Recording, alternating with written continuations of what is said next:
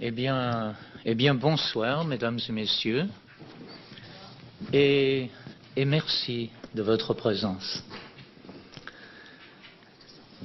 À la suite du film là, que nous venons de voir, ce documentaire, qui a une puissance de technologie évidente, il est tout à fait remarquable de constater que la pyramide dont il va être question, cette grande pyramide, est-elle, par rapport à toute cette technologie qui est développée, immuable, immobile, muette. Mais si elle nous réunit ce soir, ce n'est peut-être pas pour rien. Il émane de ce monument quelque chose d'extraordinaire. Et je peux vous assurer que ces études que nous avons faites, qui, en ce qui me concerne, sont, oui, 45 ans même, d'études sur cette grande pyramide, sont complètement bouleversantes. Nous allons vous en passer quelques extraits dans un peu de temps.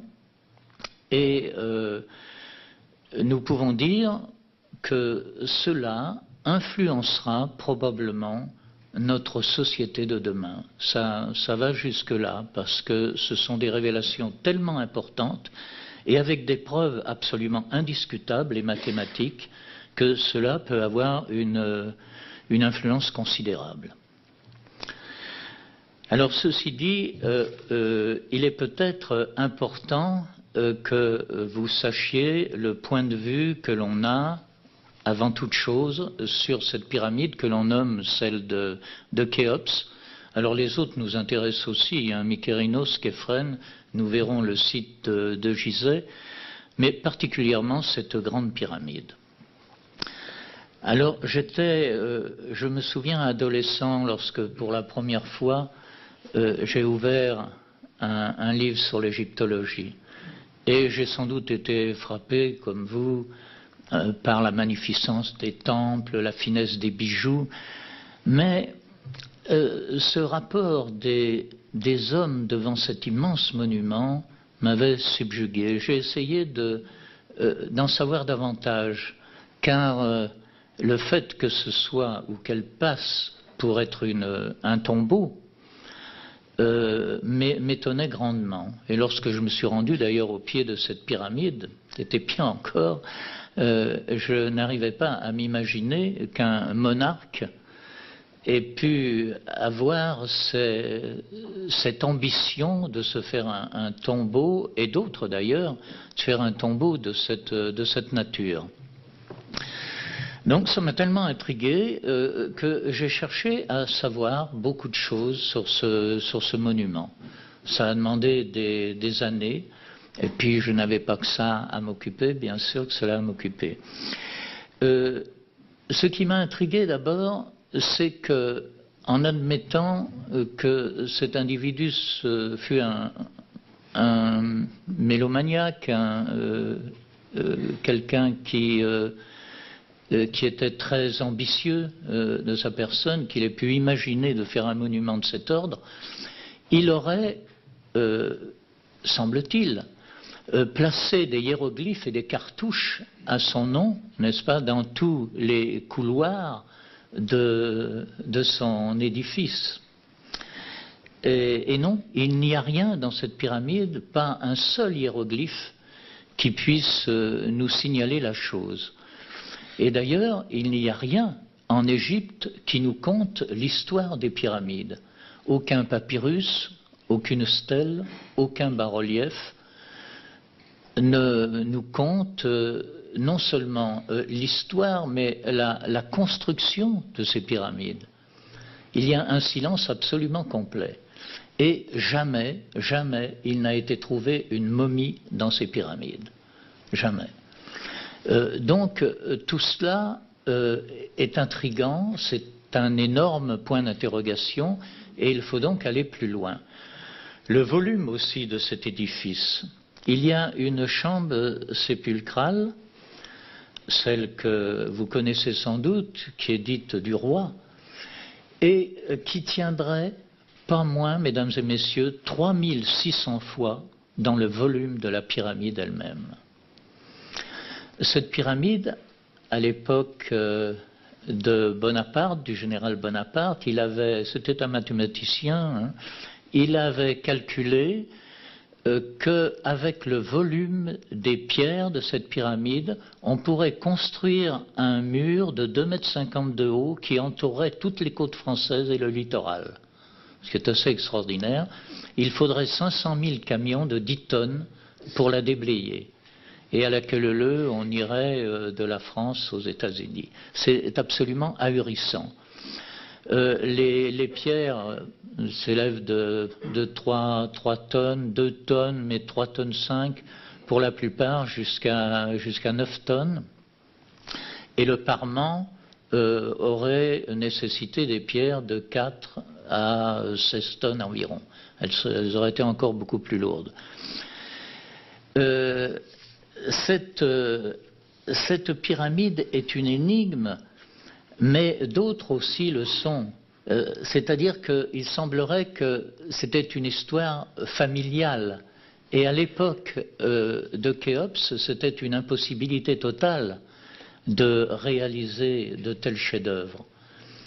Ça aurait mobilisé tant de choses, tant d'hommes, au-delà même des 100 000 d'Hérodote, et ça aurait pu être les 360 000 de Diodore de Sicile. Tout cela est assez ahurissant, et nous pouvons dire que sous Khéops, il y a eu avant Khéops son arrière-grand-père, Ouni, qui se serait fait construire une des premières pyramides, ensuite Snéfrou, c'était le premier roi de la 4e dynastie, Khéops étant le 2e. Alors Snéfrou, on lui prêtait 3 pyramides. Construire 3 pyramides de plus de 100 mètres de haut pendant sa vie, c'est absolument délirant. Alors maintenant, ils sont revenus un peu sur cette quantité, il n'y en a plus que 2. Ce qui laisse supposer qu'il a son tronc dans une et son bas-ventre et ses jambes dans l'autre. Ou alors, il faut imaginer autre chose, mais quoi? Et puis, Khéops, donc le père, et puis son fils, Képhren, et son petit-fils, Mykérinos. Vous voyez, c'est toute une histoire de famille. C'est assez ahurissant. Et tout cela ne repose absolument sur rien. C'est-à-dire que ce ne sont que des hypothèses. Et on veut nous faire croire qu'au contraire, ça s'est bien passé comme cela, n'est-ce pas, que tous ces gens ont construit des pyramides pour se valoriser personnellement. Mais alors, une question se pose.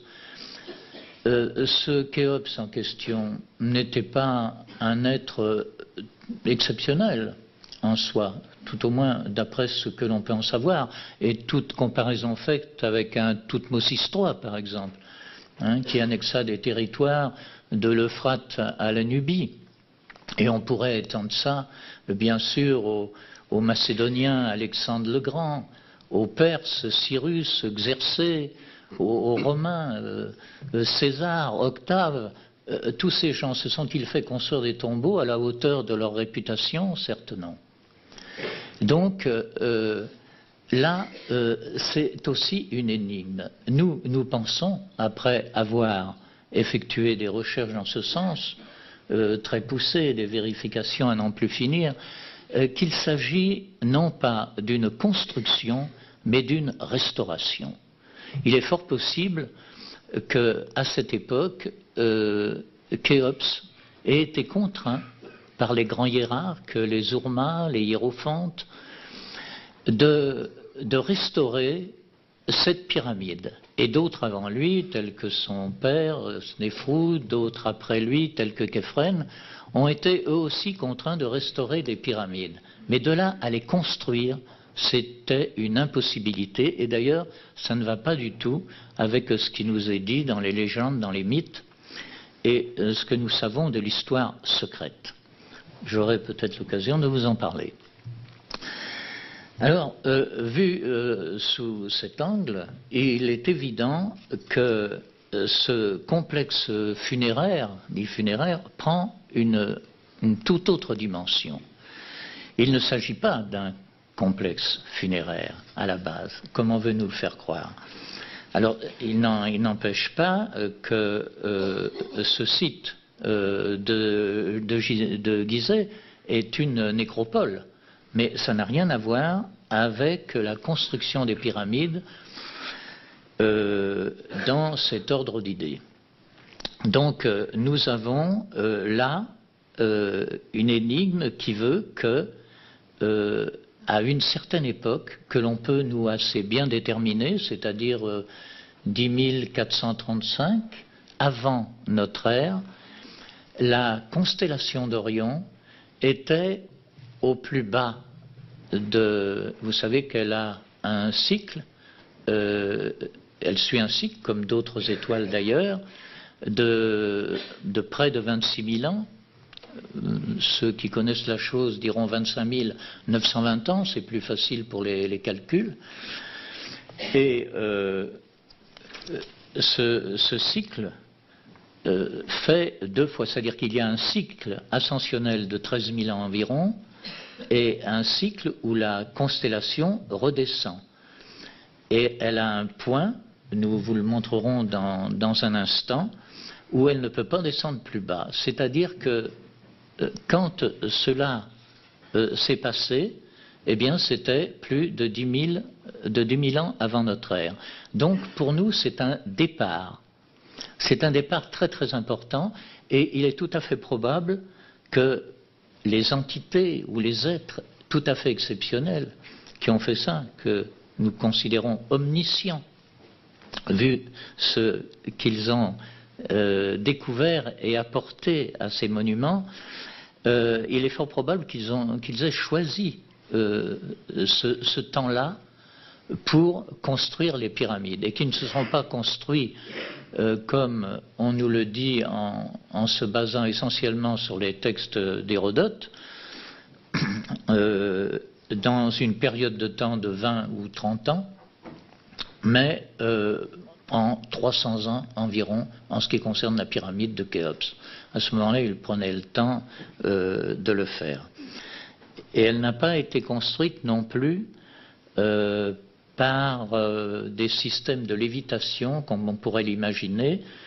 Ça serait bien facile, mais ces gens-là n'ont pas voulu le faire car ils ont voulu que les indices soient à l'échelle humaine, pour qu'on n'ait pas à se prosterner devant le fait des dieux, mais qu'on soit au contraire fier que des êtres aient pu construire ça, des êtres humains aient pu construire ça. Et donc, il y a eu cette idée derrière que nous développerons et qui est absolument exceptionnelle. Alors, ce complexe funéraire de Gizeh, nous allons l'étudier. Parlons un petit peu d'Hérodote, parce que c'est lui qui a donné, si vous voulez, ce sentiment et qui a créé involontairement ce consensus ou cette convention qui est véhiculée maintenant de partout dans le monde, auquel se réfèrent tous les archéologues, les égyptologues en particulier. Et cela vient principalement d'Hérodote. Ils se sont basés sur ce qu'avait écrit Hérodote à cette époque. Or, Hérodote a fait un voyage, c'était un historien, il a fait le tour du monde à cette époque. Le tour du monde, c'était le tour du bassin méditerranéen. Et il s'est attardé davantage en Égypte et principalement sur la Grande Pyramide. Il ne nous parle pas du Sphinx, car ce Sphinx était probablement ensablé à son époque. Car il n'aurait pas manqué, on peut le supposer, de nous en parler. Il nous parle de cette pyramide en des termes, en ce qui concerne ces mesures, qui sont approximatives, mais qui sont à peu près justes. Mais il nous dit des choses tout à fait invraisemblables, il faut le lire pour en être persuadé. Et il nous dit avant tout s'être adressé à des prêtres. Il nous dit ce sont les prêtres d'Héphaïstos à Memphis qui m'ont appris cela. Ce qu'il ne nous dit pas, Hérodote, c'est à qui il a eu affaire dans la hiérarchie des prêtres. Est-ce qu'il a eu affaire à des prêtres tels que les Ourmas et les grands hiérarques, ou a-t-il eu affaire simplement à des gens, des balayeurs de cour, ou des gens comme ça? Alors évidemment que ça fera une différence notable. Et il faut se dire que son reportage, appelons-le comme ça, s'est fait 2000 ans après la soi-disant construction de cette pyramide. Donc en 2000 ans, eh bien, les témoignages s'émoussent et la valeur des assertions de même. Donc, est-ce qu'on peut accorder un grand crédit à ce qu'il nous rapporte en tant que constructeur, le temps aussi de construction qui varie d'ailleurs entre les auteurs. Les auteurs se recopiant entre eux parce que Flavius Joseph, Pline l'Ancien, Diodore de Sicile, tout cela ont repris des textes d'Hérodote, quoi. Donc, malheureusement, au début de l'archéologie, au début de l'égyptologie plus précisément, il était très difficile, puisqu'on ne trouvait rien, n'est-ce pas, d'imaginer qui avait pu construire ces monuments. Donc, un consensus, une convention a été établie. Et il ne faut pas jeter la pierre à ces gens-là, car il est possible qu'à l'époque, ça devenait une obligation. Étant donné qu'il n'y avait rien, qu'on ne pouvait pas attribuer ces monuments à quiconque, et que l'on trouvait quand même beaucoup de références sur la 4e dynastie, et notamment sur Khéops. On avait retrouvé notamment un portrait et une petite statuette de 7,5 cm de haut, et à son effigie, à Gizeh. Tout ça, et puis aussi des ostracas sur lesquels était marqué son cartouche. Donc tout ça pouvait laisser supposer que Khéops était à l'origine, mais c'était un grand point d'interrogation. À part ça, il n'y avait absolument pas d'affirmation. Et on a véhiculé, on a construit cette histoire dans le but d'éviter que peut-être les affabulateurs, n'est-ce pas, imaginent des situations pour ces pyramides toutes plus invraisemblables les unes que les autres. Et sans doute que ça a été très bien pour ça pendant quelques années. Et ces gens-là devaient penser raisonnablement, honnêtement, probablement, qu'avec le temps et les découvertes qui seraient faites, eh bien, que l'on allait modifier graduellement les choses et les faire évoluer dans un sens ou dans un autre. Malheureusement, ce n'est pas ce qui s'est passé.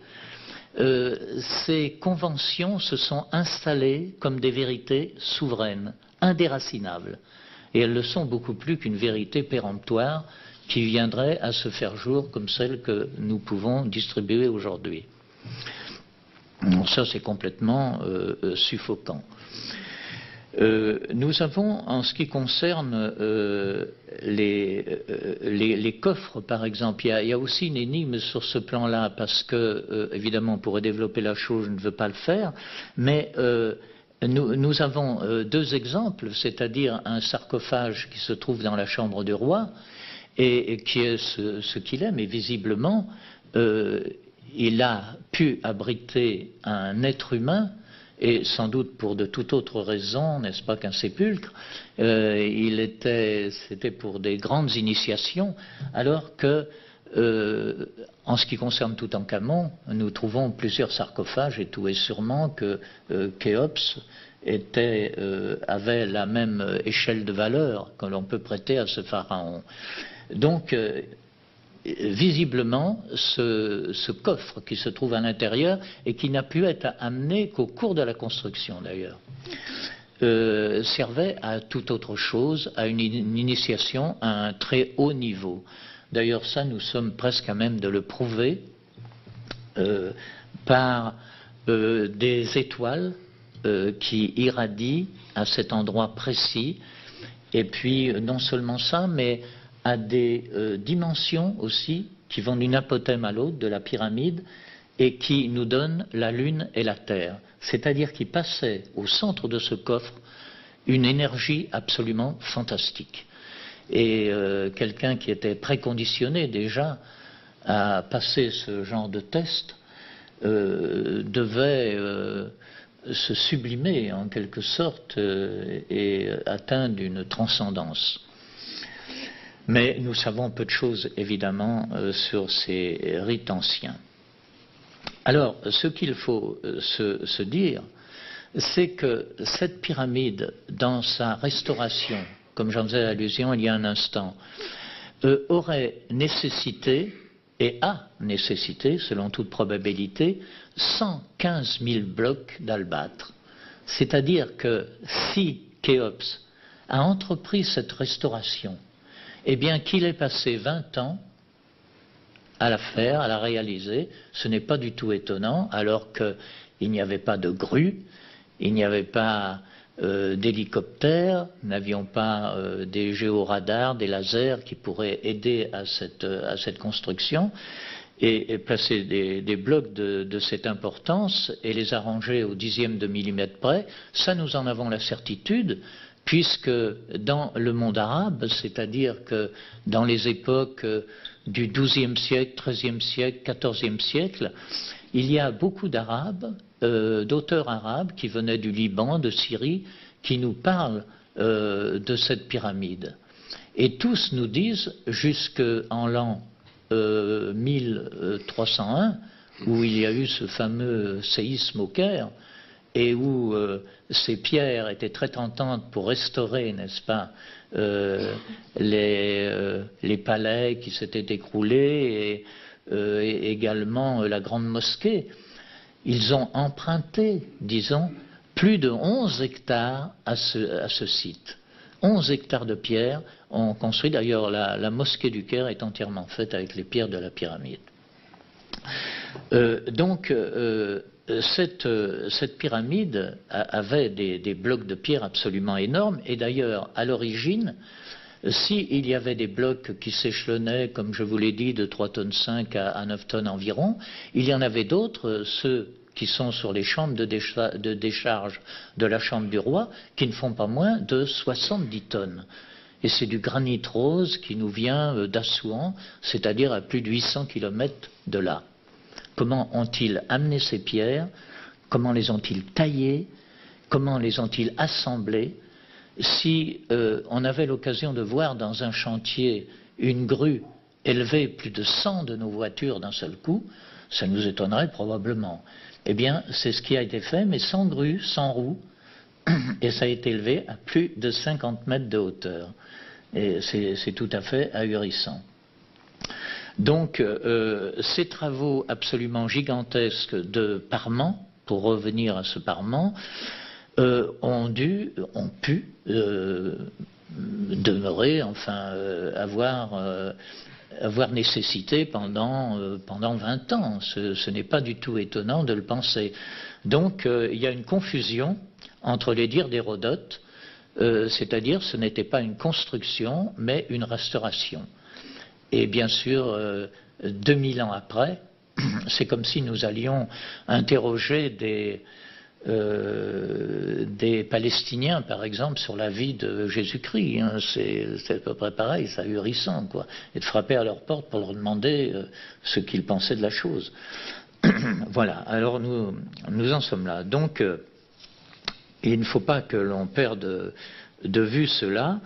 Et c'est indispensable de mettre les choses au point en ce qui concerne ces pyramides, Khéops, parce que, si vous voulez, ce n'est pas du tout crédible. C'est ce que je voulais tenter de vous expliquer. Pour que l'on puisse mieux comprendre nos travaux qui sont axés sur toute autre chose. Là, il s'agit d'êtres omniscients, comme je vous l'ai dit il y a un instant, qui ont placé dans ces monuments un message tout à fait extraordinaire. Et ce message, ils l'ont placé de telle manière qu'il est inapparent, il est informel, il est oui, on pourrait dire entièrement déductif, finalement. Et puis inviolable, parce qu'on ne peut pas le retirer. Sans cela, il est fort probable que des gens auraient enlevé ce type de message. Alors que les messages qui sont recherchés dans la pyramide sont avant tout des messages bien matériels, c'est-à-dire on peut penser à des parchemins qui décriraient l'histoire de l'Atlantide, par exemple, dans des chambres secrètes et tout. Non. Ces gens-là ont dû se dire, on peut l'imaginer, et ça nous le disons sans prétention aucune, parce que nous ne sommes que des tireurs de rideaux, en quelque sorte. Ce que l'on vous décrit, c'est un patrimoine de l'humanité. Eh bien, ils ont probablement pensé que lorsque des gens arriveraient à découvrir un message relativement subtil dans ces pyramides, c'est-à-dire qu'avec des mesures, des distances et une architecture interne, seulement ça, sans qu'il y ait des cris, sans qu'il y ait quoi que ce soit, et qu'ils fassent des analyses avec des nombres fantastiques, des grandes constantes de l'univers, la Lune, le Soleil, la Terre, tous des rapports que l'on va vous montrer, dont on va vous montrer une partie dans un instant. Eh bien, lorsque l'humanité serait arrivée à ce stade, elle changerait d'orbite évolutive. Et c'est peut-être ce que nous sommes en train de réaliser sans bien le savoir. Et vous savez, mesdames et messieurs, si nous sommes ce soir réunis, intéressés par ce monument, qui, comme je vous l'ai dit au début, ne bouge pas, peut paraître parfaitement insipide, n'est-ce pas? Il n'a pas les révélations que nous donnent les technologies pour nous éblouir. Non, il est muet au milieu des sables, mais il détient des secrets tellement extraordinaires, qu'à partir de l'instant où nous commençons à découvrir cela, c'est tout un univers qui s'offre à nous, et des changements profonds qui vont avoir une influence sociétale à peu près certaine. Alors, ce que nous allons faire maintenant, nous allons vous passer nécessairement, oui, ça ira très bien, vous passer quelques diapositives suffisamment explicites, nous le pensons, pour vous intéresser. Alors, d'abord, ce plateau de Gizeh, alors je vous le présente malgré tout, je ne peux pas faire autrement, il se situe en Égypte, près de la ville du Caire, au pied du Nil. Et nous voyons venir à nous, ici, le plateau tel qu'il se présente dans son ensemble. C'est avant tout une vaste nécropole, une vaste nécropole, avec à l'horizon trois pyramides qui sont l'objet de nos études. Alors Mykérinos, la plus petite, je ne vous surprends pas en vous les montrant, Képhren et Khéops, qui fait l'objet particulier de nos recherches. Plus bas, le Sphinx. Le Sphinx qui n'est pas inintéressant, d'ailleurs, il est pratiquement aussi célèbre que les pyramides. Alors, le Sphinx, jusqu'alors, était, nous le pensions, tout au moins les égyptologues le pensaient et faisaient en sorte de nous l'enseigner, que ce Sphinx avait été réalisé sous Képhren et qu'il était d'ailleurs à son effigie. Ce qui était assez extraordinaire parce qu'avec le temps c'était bien difficile de contrôler une telle chose. Mais il se trouve que depuis quelques années eh bien, tout cela est remis sérieusement en question par qui? Eh bien, par des géologues.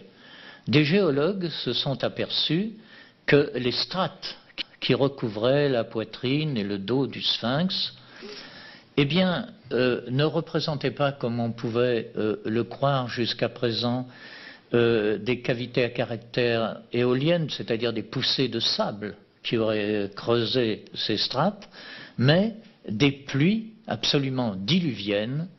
Et il se trouve que ces pluies diluviennes, eh bien, n'ont pu avoir lieu que 7000 ans avant notre ère. Donc ça recule évidemment considérablement les effets de datation, et à ce moment-là, ça rejoint ce que nous prêtons, n'est-ce pas, à la datation de ces pyramides. Le sphinx est visiblement tourné vers l'est, c'est-à-dire non seulement vers le soleil levant, mais là où se lèvent les constellations et surtout les astérix des 12 constellations du zodiaque. Hein. Donc, comme il a un aspect parfaitement léonin, donc on peut dire qu'il a été construit avec une tête de lion, nous allons le voir dans un instant, et qu'il signifie que sa construction, il nous indique en quelque sorte la date de sa construction qui se situe dans le lion, c'est-à-dire un peu plus de 10 000 ans avant notre ère. Alors, son corps tel qu'il se présente, eh bien, n'est pas du tout harmonieux. Vous voyez qu'il est disproportionné vis-à-vis de cette tête anthropomorphe qu'il a aujourd'hui. Si nous faisons venir une tête de lion, nous voyons que les formes s'harmonisent beaucoup mieux. Donc on peut supposer qu'à une époque indéterminée, cette tête de lion à l'origine a été frappée par la foudre ou par tout autre incident, et une sculpture a été reportée dessus, on a retaillé la pierre, c'est fort possible de l'envisager ainsi. Alors ce sphinx, et pour terminer, aurait un nombre de mètres de sable très important qui dépasserait 100 mètres probablement s'il n'avait pas subi cet désensablement qu'on lui connaît. Il serait complètement enfoui sous les sables. Alors à côté de ce sphinx se trouve le temple de la vallée. Ce que l'on peut dire de lui, c'est qu'il a tout de même des blocs de plus de 100 tonnes et qui sont ajustés à la perfection, et là aussi qui posent quand même un certain problème. À côté se trouve une allée dite processionnaire, nous allons voir ce qu'elle représente, qui va de ce temple qui longe le sphinx et qui rejoint la pyramide dite de Képhren. Alors là, nous changeons un peu de sujet, mais comme il va être question de cette constellation d'Orion, nous ne pouvons pas passer sous silence quelqu'un qui a été un précurseur en la matière, qui a trouvé cette corrélation d'Orion. Elle a été établie par Robert Bauval dans les années 1990. Il a écrit un ouvrage, Le mystère d'Orion, édité chez Pygmalion, que certains d'entre vous connaissent, ont lu et ont pu vibrer à cela parce que déjà là, il soulevait un énorme problème. Donc il a rallié immédiatement les suffrages de certains scientifiques, peut-être plus éclairés que d'autres ou plus courageux, qui n'ont pas hésité à rallier son avis, à trouver la chose plausible, alors que d'autres, au contraire, se soulevaient en polémiques intenses qui n'ont pas cessé jusqu'à ce jour. Mais ce que l'on peut dire, c'est qu'à partir de cet instant, Robert Bauval, que nous connaissons d'ailleurs personnellement, qui vit à Londres, a créé un tel mouvement, un tel état de pensée parmi les égyptologues, qu'il n'y a pas aujourd'hui une parution de par le monde qui peut se faire en français ou à l'étranger, où il n'est pas mentionné que ces étoiles dites du baudrier d'Orion, c'est-à-dire les étoiles centrales de la constellation d'Orion, déportées, ne se substituent pas aux pyramides. Alors, la première, il est évident que l'on peut caler la première étoile, qui est Alnitak, n'est-ce pas, celle-ci. Nous pouvons la caler sur la pyramide de Khéops, donc elle tombe fatalement au milieu. En ce qui concerne l'autre étoile, qui est Al-Nilam, l'étoile la plus éloignée en années-lumière, nous le verrons dans un instant, se cale sur Képhren, mais pas vraiment. Elle trouve un décalage par rapport à son milieu de 3 ou 4 mètres. Et puis, enfin, un décalage beaucoup plus important en ce qui concerne Mykérinos, un décalage dont le milieu tombe sur le flanc de cette pyramide. Alors tout cela nous a évidemment intrigués, et nous avons pu trouver avec le temps que l'un et l'autre possédaient justifiaient, si vous voulez, leur position, aussi bien les pyramides que les étoiles. Et ça, c'est absolument merveilleux. Mais alors, ça nous a demandé des années d'études pour parvenir à ce résultat. Alors, voilà ce que nous pouvions dire sur Beauval, lui rendre au moins cet hommage. Alors maintenant, si nous nous intéressons au site lui-même,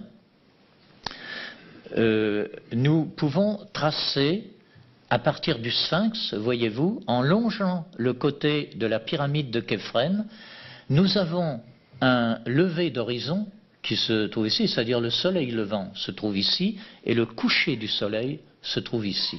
Et ce qui est extraordinaire, c'est que les derniers rayons du soleil couchant inondent le côté de Képhren et du Sphinx. Et pourquoi? Eh bien, sans doute pour ce qui va suivre, c'est-à-dire que si nous faisons venir un rectangle d'or à partir de Képhren, il se juxtapose dans la verticale du sommet de Mykérinos. C'est pas inintéressant parce que nous allons voir que le nombre d'or joue un rôle prépondérant dans la disposition sur le site de ces pyramides. Alors il faut se dire que si nous écoutons les égyptologues, surtout les experts en la matière du site de Gizeh, ils nous disent que ces pyramides ont été placées là au hasard du relief ou de la topographie. Eh bien, il n'en est rien, ces pyramides ont vraiment été pensées, mais à une échelle qui n'est pas du tout le niveau que nous exploitons naturellement. Alors, allons un petit peu plus loin. Oui, alors, il est bon peut-être de signaler les 4 points cardinaux, le levant sur la tête du Sphinx, le couchant sur la base de Képhren, le sud sur le centre de Mykérinos, le nord sur le rectangle d'or de Képhren. Vous l'aviez vu. Là, nous avons le plan masse, toujours, du plateau de Gizeh. C'est un peu comme si nous survolions ces pyramides en hélicoptère en vol stationnaire, hein, vous l'avez compris. Donc, si nous faisons venir toujours, comme dans le premier, un rectangle d'or sur la pyramide de Khéops, eh bien, voici ce qui se passe. Nous avons 8 rectangles d'or qui couvrent absolument le site. Et cela, les égyptologues ne l'ont jamais découvert, ne l'ont même jamais pensé. Et sans doute que si on leur avait dit, ils ironiseraient sur la chose, mais là nous avons des preuves mathématiques absolues et ça laisse perplexe. Ça veut dire que ces pyramides ont bien été pensées à une échelle qui en partie nous échappe. Alors la construction d'un cercle d'or, on entend rarement parler d'un cercle d'or, nous allons voir comment il se construit parce que c'est très important pour nous de le faire figurer dans le contexte de Gizeh. Alors d'abord un cercle, et nous faisons venir dans ce cercle une pyramide, celle de Khéops en l'occurrence. nous plaçons le sommet sur la partie horizontale, vous le voyez, et la partie verticale, eh bien, longe le côté de Khéops. Mais nous ne pouvons pas aller plus loin, puisque les angles, vous voyez, touchent la circonférence de ce cercle. Donc, à partir de là, nous allons voir pourquoi. Faisons venir ici un carré virtuel qui a la même dimension que Khéops. Traçons une diagonale, par exemple, nous obtenons bien évidemment la racine de 5. Le même carré qui se trouve ici. Faisons venir maintenant une pyramide, mais la même pyramide, Khéops, mais qui se trouve au centre. Et voici l'originalité de la chose. C'est quand nous plaçons un rectangle d'or, eh bien, il touche la limite de la circonférence. Alors à partir de là, on peut déjà imaginer tout un contexte que nous allons retrouver sur le site. Alors vous voyez, vous commencez à vous habituer à la chose, hein, la petite étant Mykérinos, Képhrène et Khéops. Nombre d'or, vous allez voir ici, il n'est question que d'harmonie. Mais vous allez voir comme c'est beau, et on est loin, bien loin évidemment, d'avoir placé ces pyramides comme cela, quoi, sans qu'il y ait une étude fondamentale de fait, et simplement pour le coup d'œil, pour le panorama vu de la ville du Caire. C'est bien autre chose. Voici, nous faisons venir donc un nombre d'or ici, nous l'avons vu. Là, nous allons faire venir une autre pyramide fictive, l'emplacement exact du sphinx, hein, nous avons matérialisé tout ça pour que ce soit beaucoup plus explicite et harmonieux. Et puis si nous faisons venir un carré, nous englobons le tout. Et si nous faisons en sorte qu'un rectangle se positionne, c'est un rectangle équilatéral, c'est-à-dire que, je vous le rappelle, il a 60, 60, 60, il ne veut pas avoir d'autres angles, et lorsqu'il se positionne dans ce carré, il nous sépare la pyramide de Képhrène de son appendice, si vous voulez, de nombre d'or. Et la signification d'ordre symbolique de ce triangle, c'est la lumière, c'est une signature presque divine, si j'osais la chose. Là, nous voyons encore les pyramides vues du haut, et nous allons voir que ça va beaucoup, beaucoup plus loin, puisque nous obtenons cela. Le diamètre des deux cercles réalise 1000 mètres 0,000.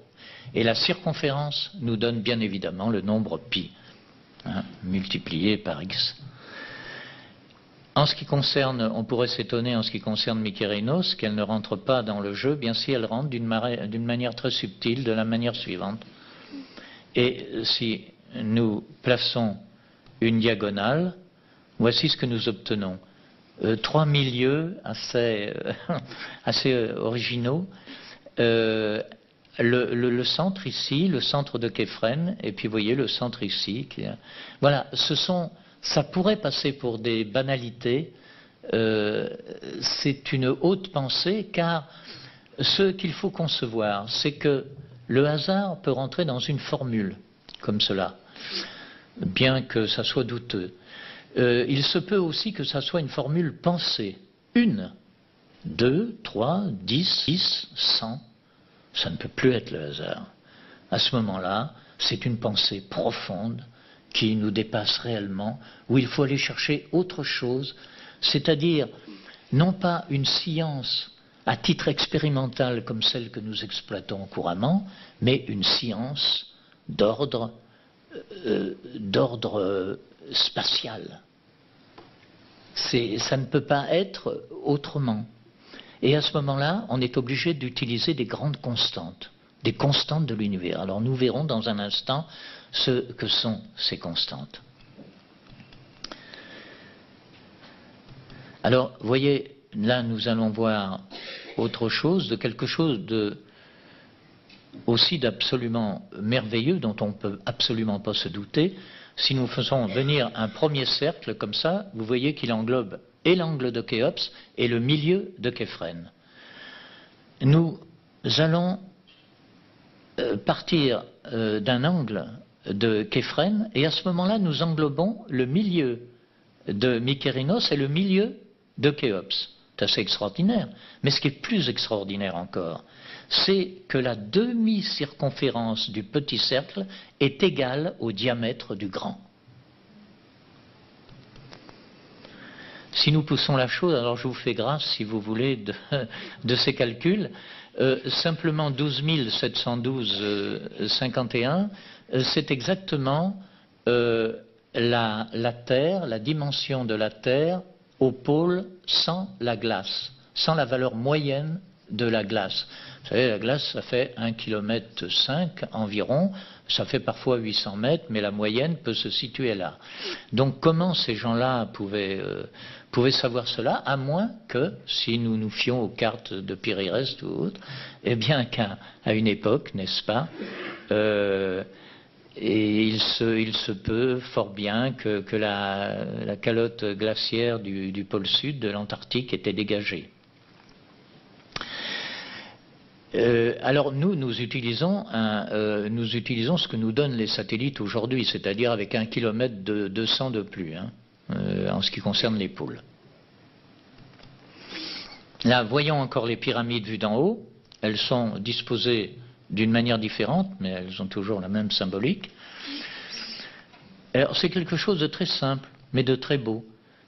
Nous prenons les deux angles extrêmes, nous faisons un cercle, et voilà qu'apparaît un triangle équilatéral, et puis de l'autre côté, un carré losangé, comme ça, qui nous donne la diagonale de Khéops.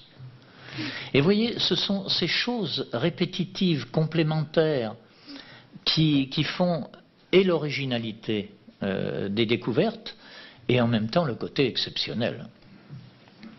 Et là, nous allons voir autre chose, bon c'est un petit peu mythique, car pour les Égyptiens, il était toujours question d'une double face des choses. Il y avait le virtuel, le réel, le temporel, le spirituel, le côté caché, le côté vu. Et si nous tenons compte de cela, voilà, alors vous avez compris, un côté virtuel, n'est-ce pas, à gauche. Si nous faisons venir une pyramide, elle est à l'échelle exacte de la pyramide de Khéops. Parce qu'autrement, ça serait facile, évidemment, de faire des pyramides avec des angles différents. Là, non, pas du tout. Nous sommes tributaires d'angles vraiment rigoureux. Alors, voici ce que nous obtenons. C'est déjà fort étonnant. Si nous faisons venir un carré qui est en somme le carré base de la pyramide, puisque vous voyez, la pyramide atteint ses limites. Donc on peut s'imaginer qu'en étant redressé, il y en a 4 comme cela, et ça nous donne la pyramide vue d'en haut, n'est-ce pas?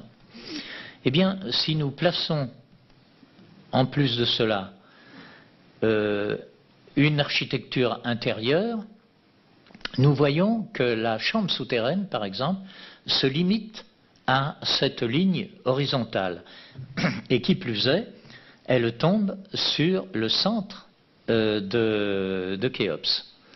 Vous voyez, c'est tout à fait étonnant, quoi. Ça donne tout de même à réfléchir. Alors là, nous allons voir quelque chose de décoiffant. Nous allons prendre, alors c'est parfaitement arbitraire ça, nous imaginons simplement un cercle dont le diamètre se situe à l'extrémité de Mykérinos et l'autre diamètre à l'extrémité de Khéops. Nous ne pouvons pas faire le cercle plus grand et plus petit si nous admettons cette option. Nous prenons cette option. À partir de là, nous considérons que ce cercle, c'est la Terre. OK ? Et après, nous allons faire venir un autre cercle, beaucoup plus petit évidemment, celui-ci, autour de Khéops, comme cela. Eh bien, il se trouve que c'est la Lune. La Lune, avec en pourcentage 0,000. C'est-à-dire que Khéops nous donne exactement la Lune par rapport à la Terre. Complètement suffocant. Et si nous ne sommes pas satisfaits de la chose, eh bien, la chaussée processionnaire en question, où on pouvait se questionner sur sa valeur et sa réalité et sur ce qu'elle nous indiquait, eh bien, elle passe le temple de Képhren, et probablement le Nao d'ailleurs, et puis elle va directement se situer au centre de cette terre. Si nous allons encore plus loin, alors ça ce sont les chiffres qui confirment la chose, si nous faisons venir une diagonale, n'est-ce pas, qui passe par les deux extrémités, c'est-à-dire Khéops et Mykérinos, nous obtenons 23,30 d'un côté comme de l'autre. 23,30, c'est l'inclinaison sur son axe de la Terre. Donc, la Terre subit, vous savez, elle a plusieurs cycles. Elle a un cycle qui est bien connu de 25 000 ans. Elle en a deux autres. Alors, il y en a un qui est infime, mais nous n'en parlerons pas. Elle en a un autre qui est de 41 000 ans. C'est l'oscillation qu'elle effectue au cours, justement, de son cycle, n'est-ce pas, elle agit comme une toupie, un petit peu autour de son axe, mais elle oscille. Et ce cycle fait 41 000 ans.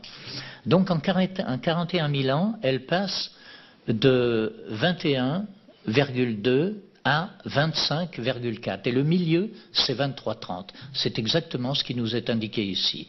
Et nous sommes en ce moment à 23,27 d'inclinaison sur l'obliquité de l'écliptique.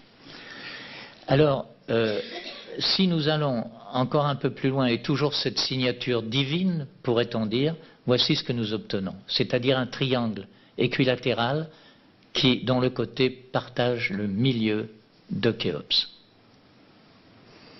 Alors tout ça est quand même assez suffocant pour le hasard qui jette les pyramides sur le relief de ce terrain.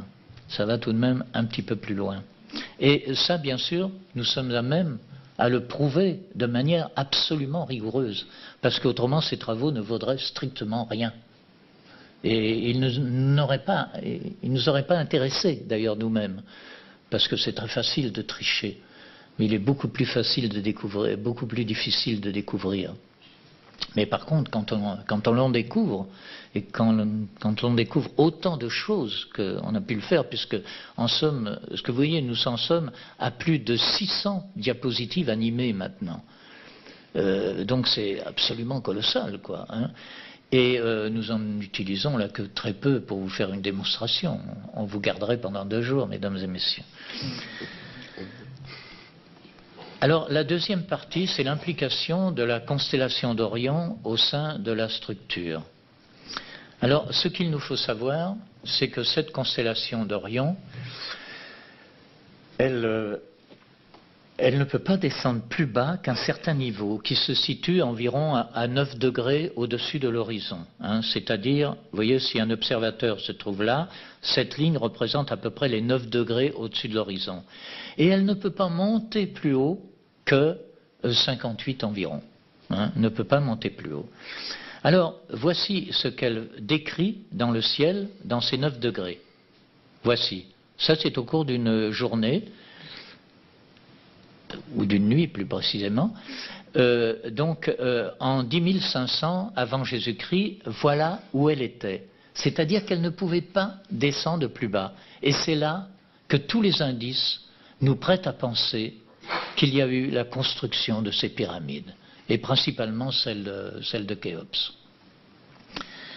D'ailleurs, c'était une indication absolument magistrale. En 2013, où nous sommes, la constellation pourrait se trouver là. Et puis, là, quand elle arrive à son niveau maximal, eh bien, elle se trouve ici, un tout petit peu moins, 2480 et quelques de nos jours. Okay. Donc, cela veut dire en clair qu'elle monte pendant 13 000 ans, si on arrondit à 26 000 le cycle, hein, et elle s'abaisse pendant 13 000 ans. Alors, ce qu'il faut voir, quand je dis elle monte ou elle s'abaisse, pardonnez-moi, Ça signifie en clair que c'est nous, n'est-ce pas, qui observons un mouvement de rotation.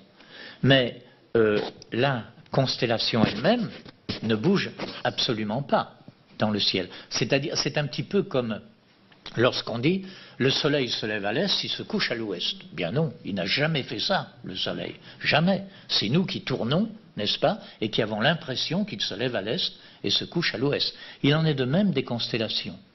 Elles ne bougent pas, d'abord elles sont trop lointaines, celles qui forment la constellation d'Orion. Nous allons le voir dans un instant. Elles ne bougent pas, mais nous avons cette impression. Mais ce qui compte, c'est l'impression, car tout est calculé, semble-t-il, sur les observations que nous pourrions faire. Comme ces gens-là nous incitent, je dis ces gens-là, ces entités, ces êtres, nous incitent à changer d'optique, véritablement, hein, nous qui sommes rivés à la matière, eh bien, avoir quand même autre chose, avoir une autre perception des choses. Et là, à ce moment-là, nous faisons jouer nos deux cortex cérébraux, le gauche et le droit. Certains d'entre vous savent de quoi je veux parler.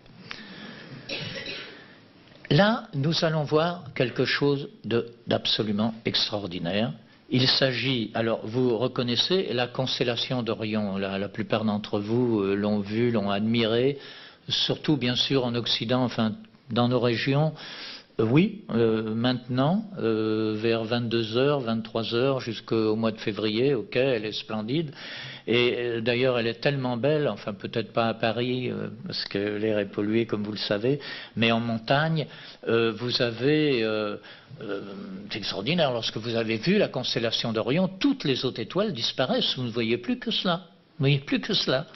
Et vous voyez aussi une autre étoile qui se trouve environ ici par rapport à la constellation, qui est l'étoile Sirius, et qui est la plus belle, sinon, oui, la plus belle étoile du ciel. Elle était dédiée à la déesse Isis. Hein. Elle est absolument magnifique. Donc, ici, si nous faisons venir un trait, par exemple, que nous situons empiriquement ici, ça serait la distance en années-lumière que représente cette étoile. Cette étoile est Bellatrix. Hein, elle nous donne 241 années-lumière, c'est pas rien. Si nous faisons venir une autre étoile, Bételgeuse, alors Bételgeuse, je vous cite au passage que c'est une géante rouge, et elle fait 750 fois notre Soleil. C'est immense, hein, immense. Et ces distances que je vous indique, ce n'est pas des distances à la Terre, ça serait ridicule, c'est les distances à notre système solaire. Hein, bien évidemment. Alors, faisons apparaître maintenant le reste pour que ça ne soit pas trop fastidieux. Voici ce que nous avons comme résultat, en tenant compte tout de même d'une chose qui est assez extraordinaire, c'est le fait que l'étoile centrale, qui est ici Alnilam, eh bien, se trouve à 1341 années-lumière. C'est l'étoile la plus éloignée et elle se trouve au centre de ce baudrier. Vous savez, ce baudrier qu'on appelle aussi les trois mages, la ceinture d'Orion. Oui, dans l'Antiquité, c'était considéré comme la ceinture du chasseur qu'était Orion. Chez les Grecs, mais chez les Égyptiens aussi, qui le prenaient pour le grand marcheur. Ça, le grand marcheur. Donc, ici, nous avons... Les deux autres étoiles qui entourent celle qui est la plus lointaine sont également les plus éloignées. Tout de même curieux pour le centre. Et alors si nous prenons l'idée absolument saugrenue, a priori, de faire le total de ces années-lumière, nous obtenons 5236 années-lumière. Alors vous me direz, pourquoi pas 7828? Oui, ça pourrait être le cas. Mais il se trouve que 5232, 05232, c'est la coudée égyptienne qui construit tous les temples d'Égypte. Tous les temples d'Égypte ont été construits avec cette coudée. Et que, multipliée par 6, elle nous donne le nombre pi. Si vous avez des petites calculettes dans vos poches, vous pouvez le réaliser immédiatement et vous verrez ce qu'il en est. C'est quand même assez extraordinaire, non? Que cette disposition des étoiles dans le ciel soit une référence primordiale pour nous, et que personne jusqu'à maintenant a soulevé ces choses, et qu'elles sont parfaitement vérifiables, scientifiquement parlant.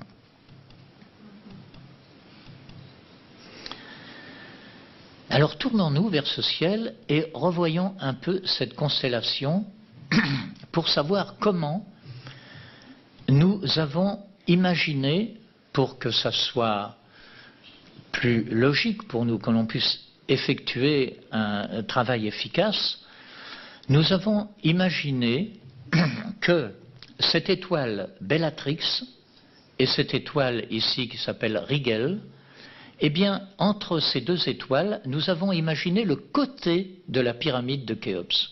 Le côté. À partir de cet instant, il nous suffisait, puisque c'est un rectangle, de faire un effet miroir et d'obtenir quoi? Un carré. Et en plus, qui plus est, passer par Zaïf. Donc ça nous donne 90 degrés absolus. Alors ici, si on met un petit toit, ce n'est pas n'importe quel toit, pour différentes raisons, mais surtout une, il fait 144 degrés. Les 144 degrés bibliques et tout, que l'on voit dans beaucoup de textes anciens. Alors nous voyons qu'il y a une petite différence avec Bételgeuse et qu'elle ne tombe pas exactement dans la lignée verticale. C'est 100 fois plus formidable que si elle tombait vraiment dans la lignée verticale. Mais ça, nous n'aurons peut-être pas le temps de le développer. Alors ici, nous avons en quelque sorte le carré base de la grande pyramide sur lequel nous allons pouvoir travailler, puisque nous avons compris ce qu'il en était. Alors revenons un petit peu en arrière de 10 000 ans, non, de 12 000 ans de notre ère, plus de 12 000 ans de notre ère, pour voir ce qu'il en est réellement. Et alors, nous avons toujours un observateur, et nous voyons ce qu'était à ce moment-là la constellation et l'étoile Sirius quand elle se levait à l'horizon. Hein. Il s'agit là d'un logiciel astronomique professionnel. Hein. Donc il n'y a pas de doute possible. Alors je ne sais pas si vous voyez distinctement à l'écran les étoiles qui se trouvent là. Il y en a 3, n'est-ce pas, qui sont le baudrier, et puis les étoiles qui se trouvent là, Bételgeuse étant ici. Alors pour les marquer davantage, on va les faire venir en surimpression. Là nous avons le méridien, et cette étoile Sirius, qui, comme je vous l'ai dit, est la plus belle étoile du ciel, et en même temps c'est une voisine, parce qu'elle se trouve à 8,6 années-lumière de nous. Vraiment une voisine, on n'a plus qu'à taper à la porte. Et là, nous faisons venir le fameux carré que l'on a vu il y a un instant. Voici comme il se positionne. Et en même temps, ça nous reporte à des légendes beaucoup plus lointaines, au Béthyle des dieux. Hein, le Béthyle des dieux, c'était peut-être pas autre chose que ça finalement. Et ce monument est vu ici en plan et en coupe. Alors il se pose sur l'horizon tel un témoignage. Alors pardonnez-moi de vous faire parvenir cette vue, mais elle est très explicite. Pour les Égyptiens, la perspective était la suivante. Vue d'en haut, quand il s'agissait, alors en plan bien évidemment, pour voir piscine, conduits, canaux d'irrigation, etc. Et évidemment, on les voyait d'une manière très visible, on voyait tous les contours où ils allaient exactement sur le plan, alors que l'on ne pouvait les déceler au niveau du sol, ça allait de soi. Mais pour la végétation, par exemple, autour, eh bien c'était très difficile de savoir quelles étaient les essences entre un palmier double, un caroubier ou un séquoia ou je ne sais quoi d'autre. Donc à ce moment-là, on voyait les essences de profil, c'est-à-dire en coupe. Donc pour eux, la lecture était très facile, ils étaient habitués à cela, c'était une sorte de perspective. Donc c'est ce que nous utilisons un peu ici. Ici, la coupe, c'est-à-dire nous voyons la pyramide telle qu'elle est. Si nous étions touristes, eh bien on se situerait où se trouve la flèche pour la regarder, ok. Et si nous la survolions en hélicoptère, eh bien à ce moment-là, il faudrait considérer le carré, n'est-ce pas? Voilà. C'est une explication qui vaut ce qu'elle vaut, mais elle est très pragmatique, parce que nous avons aussi, dans les légendes, sur les fresques, on trouve ça sur les bas-reliefs aussi, des fois on s'interroge sur la signification de tout cela. Bon, nous avons ici Osiris, il a une croix ici, dont jamais aucune explication n'a été fournie, tout de moins que je sache. Ici, il a ses 3 septes, on voit l'éca, on voit l'oise, et puis le flagellum ici, avec 3 petites boules ici à la sortie. Ces boules, c'est étrange quand même. Est-ce qu'on pourrait pas situer les étoiles ici, et puis les 3 petites boules ici, qui représenteraient par exemple la croix, une croix comme ça qui rejoindrait ces étoiles que l'on considère cadres, et puis les autres ici, le baudrier, les 3 étoiles qui nous sont devenues familières. Alors vous voyez, ça prend une toute autre signification, ce genre de schéma. On peut voir. Alors, c'est précisément ce que nous allons voir ici. Si on rejoint les étoiles telles qu'elles figurent ici, c'est-à-dire les étoiles cadres, eh bien nous obtenons une croix, la fameuse croix de Saint-André classique que nous connaissons tous. Mais ce que nous connaissons moins, c'est ceci. Les angles de la pyramide nous donnent, les angles de la croix, de cette fameuse croix d'Orion, nous donnent 51, 51, 14. Alors vérifiés mathématiquement par des mathématiciens et autres. Nous obtenons pour le reste, puisque nous avons 360 degrés du cercle, nous obtenons pour le reste 2 fois 51, 14, et puis 2 fois 76, 17. Alors nous allons voir tout ce que cela représente. Faisons venir en 3D, par exemple, le module de la pyramide, qui se présente comme cela. Nous allons voir que les parties or, par exemple, se situent au niveau des apothèmes, en bas, et qu'ils font véritablement 51, 51, 51, 4 fois 51. Ok ? Et que les 76, eh bien, ce sont les 2 du haut. Ce sont les 2 qui forment le sommet de la pyramide. Il n'y en a besoin que de 2, puisque ça fait cela, n'est-ce pas? Et notre pyramide est construite avec Orion, avec une précision absolument folle. C'est-à-dire qu'elle peut faire 10 cm et être sur notre étagère, ou 500 mètres de haut, et être je ne sais où. Son volume va bien sûr grandir considérablement, mais ses formes seront assujetties au nombre trouvé dans la constellation d'Orion.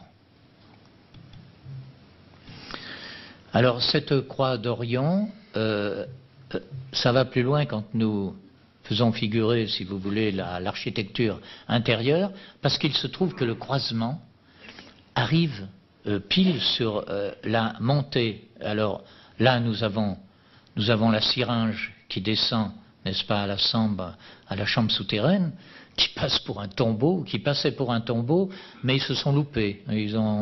Oui, ça n'a pas été tout à fait ça, donc ils se sont dit, on va construire une seconde chambre ici, et puis ils ont dit non finalement. Alors il faut croire que le roi n'était pas encore mort, qu'il insistait pour être plus haut, donc on a construit encore cette chambre, et puis là il a dû mourir parce qu'autrement nous en serions là. Voilà ce qui nous est dit d'une manière très sérieuse, et il faut admettre ça, et voilà. Et on ne nous présente pas ça comme une théorie, ce qui serait admissible, en disant, bon, écoutez, notre théorie, c'est cela. Bon, une théorie est une théorie, après tout. Mais là, non, ce sont des affirmations péremptoires qui sont enseignées dans le monde entier, comprenez? Alors, quand nous voyons cette croix qui se situe juste à la montée, vous savez, qui rejoint la grande galerie et la chambre du roi, on peut tout de même s'étonner. Et si nous faisons, alors, si nous suivons la ligne des apothèmes et nous poursuivons jusqu'à l'étoile Sirius, qui se trouve en bas, ben c'est formidable. Vous savez, ça va plus loin, hein. C'est l'histoire de Blanche-Neige et des 7 nains. Hein. Blanche-Neige, cette étoile absolument merveilleuse du ciel, Blanche-Neige, et les 7 nains. Vous savez, tout ça a des ramifications absolument incroyables. Nous ne sommes pas à même d'en saisir le sens véritable. Voilà, là, nous allons voir une chose complémentaire. Alors, on situe encore le croisement d'Orion par rapport au baudrier. Nous faisons venir un pentagramme. Nous voyons qu'il touche les apothèmes ici, et que ici, il se limite à une horizontale qui passe précisément par ce point.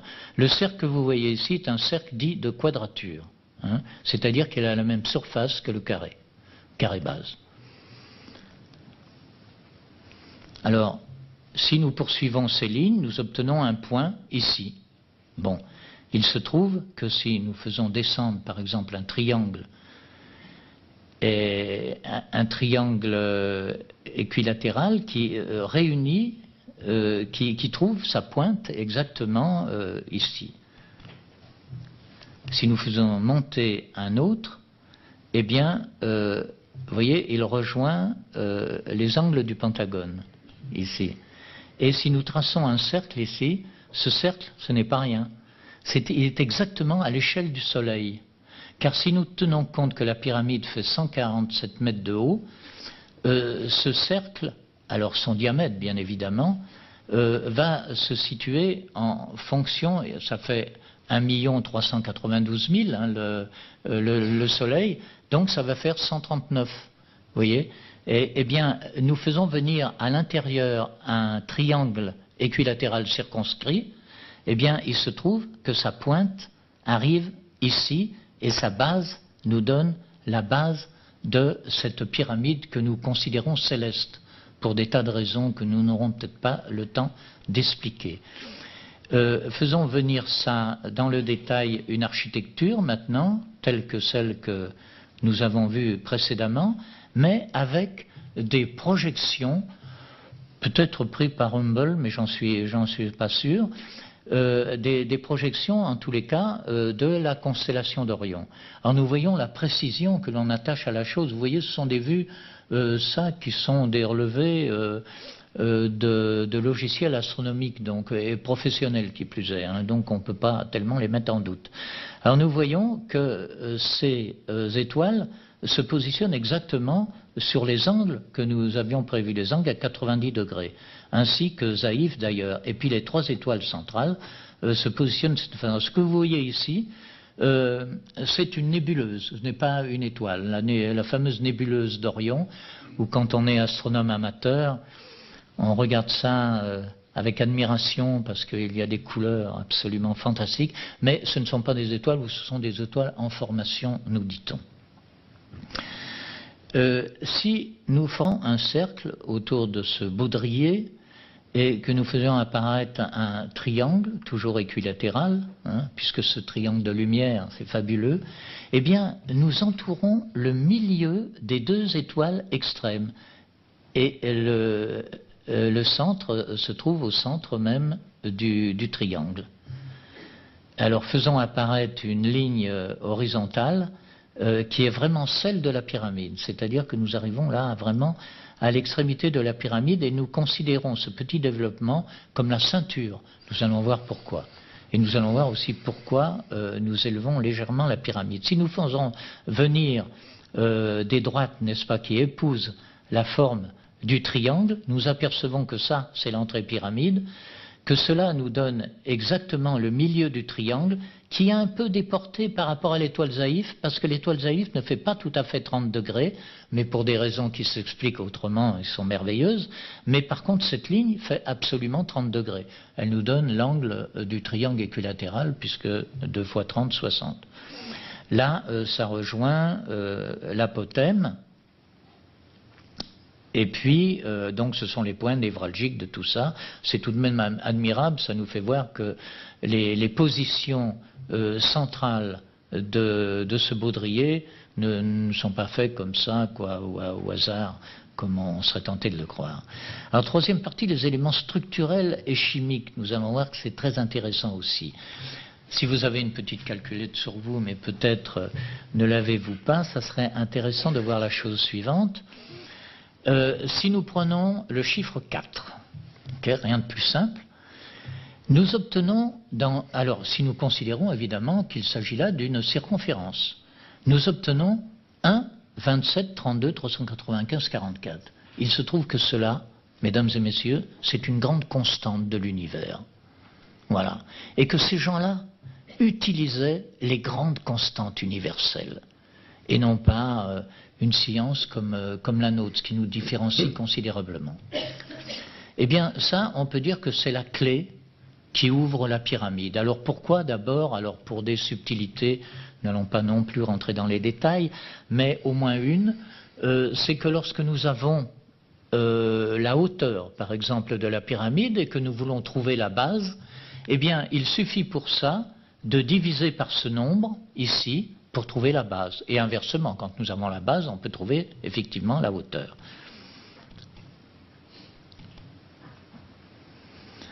Alors, la pyramide est un indice 3 fois reporté. Souvenez-vous de ce que l'on vient de voir, hein, du chiffre que l'on vient de voir. Là, nous avons une petite clé, 2 petites clés, qui ont exactement le même chiffre, le même nombre que nous venons de voir. C'est-à-dire, en somme, c'est, je vous le rappelle, le diamètre de la circonférence de 4. Okay? Ici, nous avons également le même nombre, mais nous déplaçons la virgule de 4 unités. Okay? Et maintenant, nous allons faire le total de tout cela, 12 734,94. C'est exactement la valeur moyenne de notre globe sur lequel nous nous tenons, au mètre près, avec le chiffre 4. Hauteur sur le roc de la Grande Pyramide. Les Égyptiens étaient censés ignorer le mètre.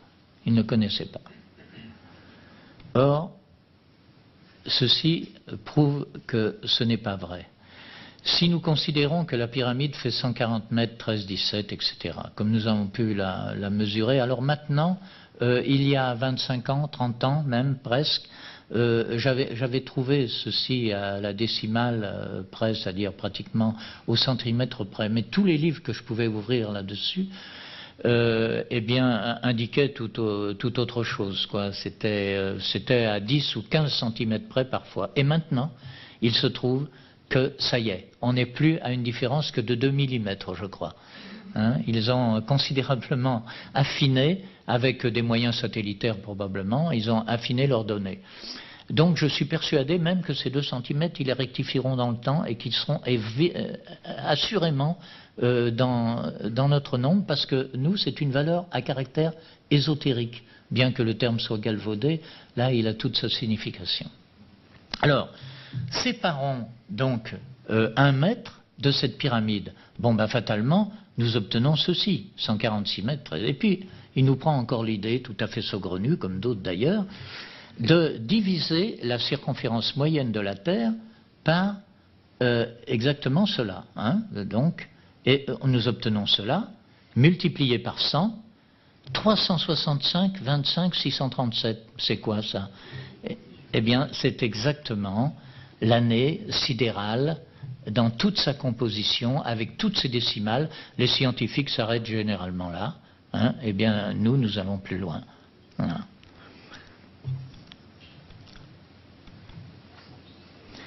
Là, c'est peut-être un tout petit peu plus compliqué, mais c'est tellement merveilleux que je ne peux pas...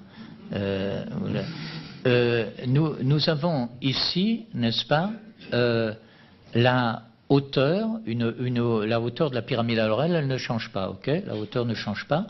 Alors l'apothème devient 187,17, c'est cela. Hein, et puis la demi-base, c'est ça. Voilà, c'est exactement ça. Et il y a dans la pyramide quelque chose que l'on connaît peu, c'est-à-dire une sorte d'appendice, on dirait une sorte de talonnade, si vous voulez. Parce que si, ça c'est le rebord du socle, hein, quand on se trouve en bas de la pyramide. De là à là, il y a une coudée, juste une coudée. Hein, c'est-à-dire les fameux 0,5236 que nous avons trouvés précédemment, qui sont dans Orion. Hein. Eh bien, si un homme, par exemple, se positionne ici, il a ses fesses ici, son dos ici, sa tête ici, ses genoux ici, ses pieds ici, hein, voilà. Donc vous voyez, alors il est fort probable qu'au cours des processions, eh bien, il aurait été indiqué de se positionner de cette manière, de faire reposer leur dos contre cet apothème, parce que ça devait développer une énergie absolument considérable à l'époque où la pyramide était parfaite et avait un revêtement qui le permettait, ce qui n'est pas le cas aujourd'hui, bien évidemment. Mais il y a quelque chose qui a été reconstitué sur 3 mètres environ, et où cet appendice, si vous voulez, que l'on considère être le fruit du socle, hein, est nettement visible encore actuellement. Donc, si il nous prend encore une idée tout aussi folle de faire partir notre indice de cette extrémité, puisqu'on ne peut pas aller plus loin que la pyramide, c'est vraiment l'extrémité ici. Donc, faisons partir et essayons de rejoindre le sommet de la pyramide, quoi. On ne peut pas faire figure ici, bien évidemment. Eh bien, à ce moment-là, nous obtenons 450 mètres juste. C'est-à-dire que si nous multiplions par les 8 faces, pourquoi 8 faces? Eh bien, parce que nous avons 1, 2, 3, 4, 5, 6, 7, 8. 1, 2, 3, 4, 5, 6, 7, 8. Quand les faces s'accolent comme ça, ça fait 8. Eh bien, nous avons 3600 mètres. Alors, ces 3600 mètres, ça va plus loin. Ça peut être les 3600 secondes qu'un marcheur effectuerait en 3600 mètres. Vous voyez, ce sont des indices comme ça qui sont tout de même extrêmement troublants. C'est comme si ces gens-là avaient voulu nous dire, eh bien, voyez votre environnement, votre entourage, la Lune, le Soleil, la Terre, tout cela, ça a une profonde raison d'être à l'infini. Vous devriez effectuer des calculs de ce genre pour trouver d'autres rebondissements, d'autres phénomènes qui vous mènent plus loin, qui dopent vos sens et vos facultés pour qu'il y ait une réflexion plus importante que celle que vous pouvez avoir arrivée à la matière. C'est un petit peu ça. Tout de moins, je les entends dire ça, au bout de tant d'années de réflexion. Là, nous avons la pyramide telle qu'elle se présente, et donc c'est sa hauteur, n'est-ce pas, que nous voyons là. Alors imaginons encore une circonférence. Voici ce que nous trouvons. Alors pourquoi pas, hein, non. Alors, ici, nous avons donc la hauteur, multipliée par pi, nous avons fatalement cela. Plaçons cette valeur au carré, rien de plus facile, nous obtenons cela. Divisé par 10 000, parce que pour que les calculs soient beaucoup plus faciles, voilà. Cette valeur est en autosimilarité mathématique avec le diamètre des pôles et de l'équateur de la Terre. Ce qui veut dire, en clair, que si nous avons la valeur moyenne de la Terre, que nous avons vu déjà tout à l'heure apparaître avec les 3 clés, vous savez, hein, eh bien, si nous faisons plus 21 que nous venons de trouver ici avec la circonférence, nous obtenons exactement au mètre près l'équateur de la Terre. Si nous prenons ça, et si nous faisons moins 21, nous obtenons les pôles de la Terre. Fort, hein? Ah oui. C'est ce que l'on s'est dit quand on a découvert ça. Quand nous faisons venir une ceinture centrale, je l'ai évoqué il y a un instant. Alors pourquoi une ceinture centrale? A priori, on pourrait penser qu'on cale bien la pyramide au centre. En fait, là, il nous faut tenir compte d'un partage en 4 de la hauteur de la pyramide. Si nous partageons cette pyramide en 4 parties, eh bien, nous avons exactement en haut les fameux 144 degrés dont je vous parle. Donc ça nous semblait tellement important qu'il a fallu qu'on ait ça. Et bien sûr que ça nous laisse... Alors, on peut considérer que c'est le périhélie. Nous allons voir pourquoi. Imaginons maintenant que cette partie ne représente pas 147 mètres, mais 147 millions de kilomètres. L'autre partie que nous allons faire venir, elle va manger la moitié de cette ceinture. Et à ce moment-là, nous n'aurons pas 147, mais 152 millions de kilomètres. Eh bien, mesdames et messieurs, ces deux parties, c'est exactement ce qu'effectue la Terre autour du Soleil. C'est-à-dire que nous avons le périhélie. Le périhélie, bien, nous pouvons le situer au 21 décembre, c'est-à-dire au solstice, solstice d'hiver, et puis l'autre au solstice d'été. Alors, et les équinoxes se trouvent ici. Alors, je vais peut-être passer un peu vite. Là, bon, c'est absolument fabuleux. Il y a des légendes d'ailleurs là-dessus que j'aimerais vous conter si le temps qui nous était imparti pouvait le permettre. Sur les mythologies, les mythologies de Sekhmet, la lionne, et de la chatte Bastet, qui, quand la terre se rapprochait, eh bien, c'était la chatte du foyer. Elle rentrait au foyer. Et puis autrement, elle devenait aux équinoxes la lionne. Et donc cette lionne, elle était chasseresse. Et elle s'éloignait le plus loin possible. Et à ce moment-là, les Égyptiens s'affolaient. Parce qu'ils ne savaient pas quand elle allait revenir, cette lionne. C'était vraiment inquiétant. Alors on battait des sistres, on faisait toutes sortes de choses. Et puis le soleil s'affolait. Et à ce moment-là, il brûlait la terre. Et il contraignait les hommes à des souffrances excessives. Mais par les rituels, par la musique, eh bien, la lionne finalement commençait à réfléchir, et puis surtout que le soleil la réprimandait fermement. Et à ce moment-là, cette lionne revenait, et elle redevenait chatte aux équinoxes. Et au foyer, et voilà. Je trouvais que cette histoire attendrissante est tellement, tellement significative. Si nous faisons venir comme ça 2 siècles, nous allons voir que ce que nous avons vu jusqu'à maintenant, nous pouvons le construire d'une manière purement géométrique.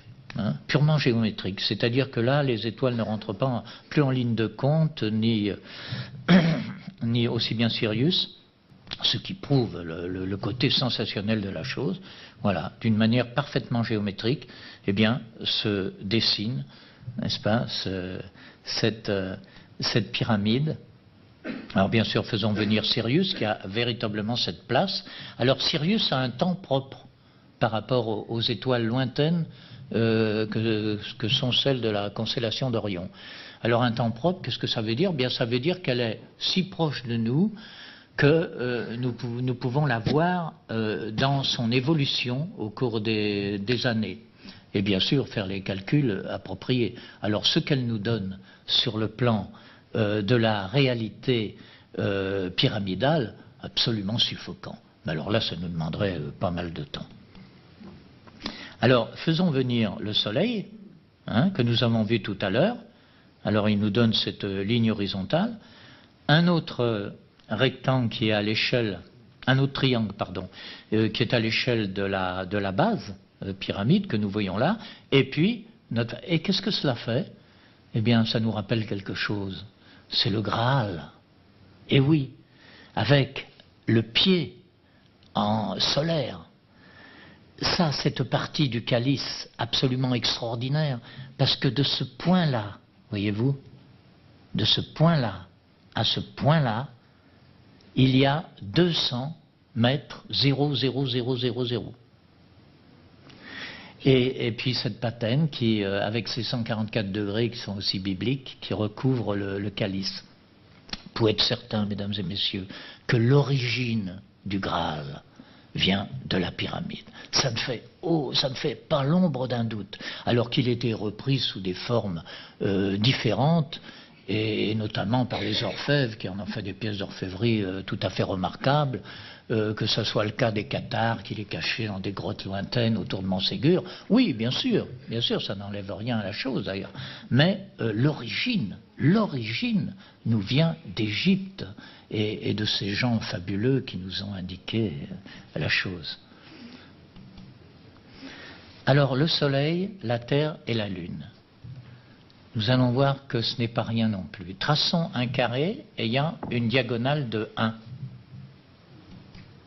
Très facile.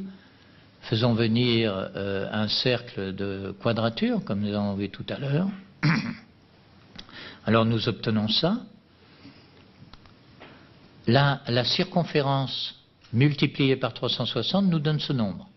Multiplié par 100 millions, n'hésitons pas, et vu au kilomètre, ça nous donne cela. C'est exactement le rayon du Soleil, avec 1 à la base. Et tout ça est dans la pyramide. Ce résultat équivaut à 362 rayons, 360 rayons du Soleil regroupés dans une circonférence de quadrature d'un carré de diagonale 1. Ça aussi, ça nous scotche un peu quand même.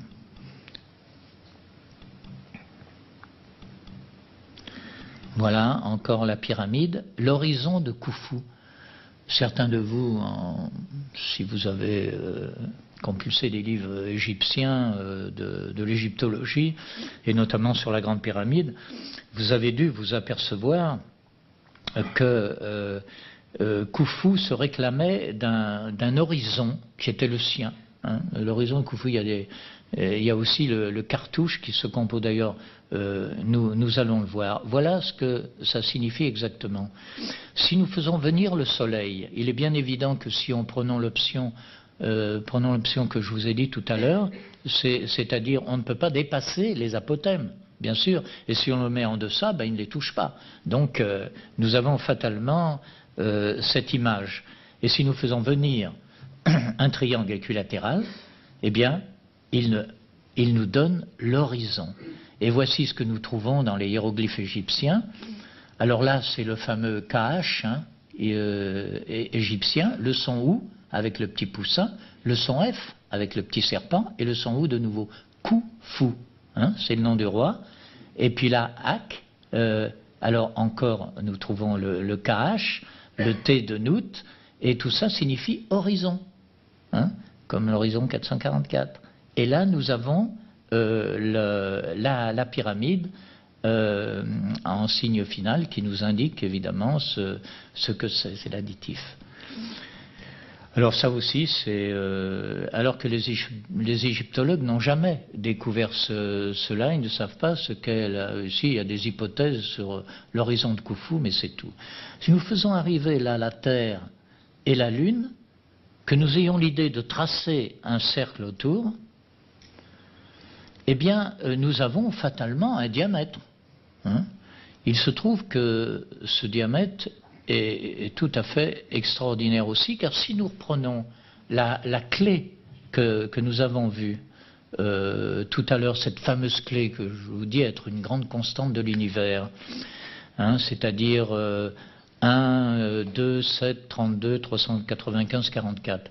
Eh bien, si nous avons l'idée de faire carré là-dessus, voici le chiffre que nous obtenons. Et ce chiffre que nous obtenons, quand il est multiplié par 10 000, eh bien, c'est exactement au mètre près le diamètre de la Lune et de la Terre réunis. Ça aussi, vous pouvez d'ailleurs le faire sur votre petite machine, si vous en avez une, vous serez suffoqué comme on a pu l'être. Alors vous voyez, c'est ce que je vous disais, voici, hein, carré, et voici ce que l'on obtient. Alors, je vous rappelle que la Lune fait 3476,44. Alors, on prend des valeurs moyennes à la Lune. C'est ce que les scientifiques font. Parce qu'autrement, il y a quelque chose comme des 8 km de profondeur dans certains gouffres. C'est absolu. Donc, ce n'est pas possible, quoi. Puis d'ailleurs, les altitudes varient. Donc, il a été établi que des sommets et des gouffres, on a pris le plus grand gouffre, le plus grand sommet, on a établi une valeur moyenne, qui est celle-ci. Et la Terre, la valeur moyenne, sensiblement au 45e parallèle, nous donne ceci. Donc, les deux réunis, ça nous donne ceci, avec la valeur de 4, en partant de 4. Diamètre, et voilà, et on arrive à cela, et on a la Terre et la Lune. C'est pas formidable, c'est pas... Voilà, alors faisons monter la pyramide ici. Alors considérons que ça c'est la Terre. Faisons venir ce fameux cercle qui englobe la Terre et la Lune. Voilà, nous obtenons des choses aussi belles que celle-ci. parce que dans le diamètre du fameux cercle qui englobe la Lune et la Terre, voilà, ça tombe sur la chambre de la reine. Le triangle que nous faisons venir ici tombe sur la chambre du roi. Et on peut même aller un tout petit peu plus loin. Si nous faisons venir un même triangle même qu'ici, eh bien, il nous donne la chambre souterraine.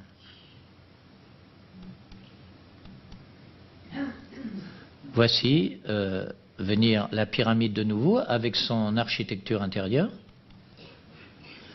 Et là, nous allons prendre l'option suivante. Nous allons nous dire que la Lune et la Terre vont se placer dans la pyramide. Et si la Lune et la Terre se placent dans la pyramide, eh bien, voilà ce que ça donne. C'est-à-dire, on ne peut pas aller plus loin. Si nous étions en dessous, eh bien, ça ne toucherait pas les apothèmes. Si nous étions au-dessus, ça les dépasserait. Donc, nous sommes obligés de tenir une ligne qui fait 162 par rapport à la hauteur de la pyramide de 147. Nous sommes tenus par cet impératif. Et quand nous sommes tenus par cet impératif, nous nous apercevons que ça passe par la base de la chambre du roi. Hein, c'est extraordinaire. Et puis là, ça nous donne sensiblement la syringe. La syringe, c'est un terme grec qui signifie une descente au sépulcre, qui n'est plus employé d'ailleurs. Donc là, voici ce que nous obtenons. Si nous faisons un cercle qui englobe le tout, qui englobe la Terre et qui englobe le sommet de la pyramide, il est bien évident que ça va nous donner un diamètre de ce cercle, qui n'est pas le même que le cercle de la Lune et de la Terre. Eh bien, ça nous donne la différence, la hauteur de la chambre du roi. Et c'est tellement vrai que si nous faisons venir un triangle équilatéral, lui, il nous donne le déplacement de la chambre du roi. Vous voyez? Avec même le début de la grande galerie. Et puis là, nous avons ces deux cercles qui pratiquement n'ont rien à voir, hein, puisque c'est la Terre et un cercle qui englobe les deux, ils sont sur la même ligne horizontale.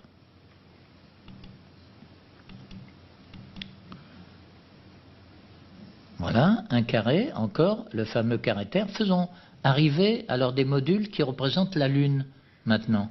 Et plaçons-les comme cela, hein, d'une manière un peu empirique. Voilà. On fait venir la Terre, qui a cet emplacement,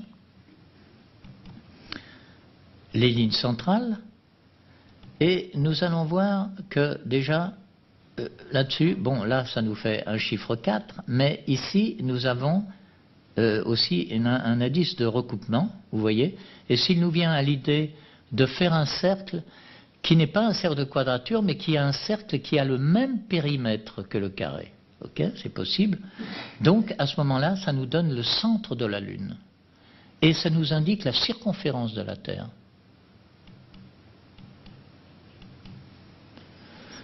Alors, la Terre, la Lune, la Grande Pyramide et l'énigme de l'histoire. Faisons arriver cette grande pyramide, la Terre, pardon, et la Lune qui vient se placer rigoureusement en son centre. Alors, traçons un carré autour, donc qui est le carré base. Hein. Nous mettons donc la Terre circonscrite dans ce carré base et faisons arriver la hauteur de la pyramide. Eh bien, il se trouve qu'elle nous donne la circonférence de la Lune. Indique la circonférence de la Lune au centre de la Terre. Alors maintenant, nous allons prendre le même module, mais nous faisons arriver des pentagones. Le pentagone, sur le plan de la symbolique, représente l'être humain. Et si nous faisons arriver un pentagone tête en haut et un autre tête en bas, il représente l'être humain dans tout son accomplissement, c'est-à-dire homme et femme. Hein. Alors nous allons voir que ceci a une grande importance. Voici les deux pentagones qui se dessinent. Si nous faisons arriver des traits qui cernent la Lune, il l'épouse à la perfection. Alors faisons arriver une pyramide, la pyramide telle qu'elle se présente, et l'architecture intérieure, vous voyez que c'est tout de même joli à voir, parce que le toit même de la Lune correspond à ces lignes. Eh bien, voici, mesdames et messieurs, nous avons achevé cette présentation. Pas tout à fait, malgré tout, parce que des questions peuvent se poser. Est-ce que, voilà, Rémi va peut-être nous poser ces questions. Merci.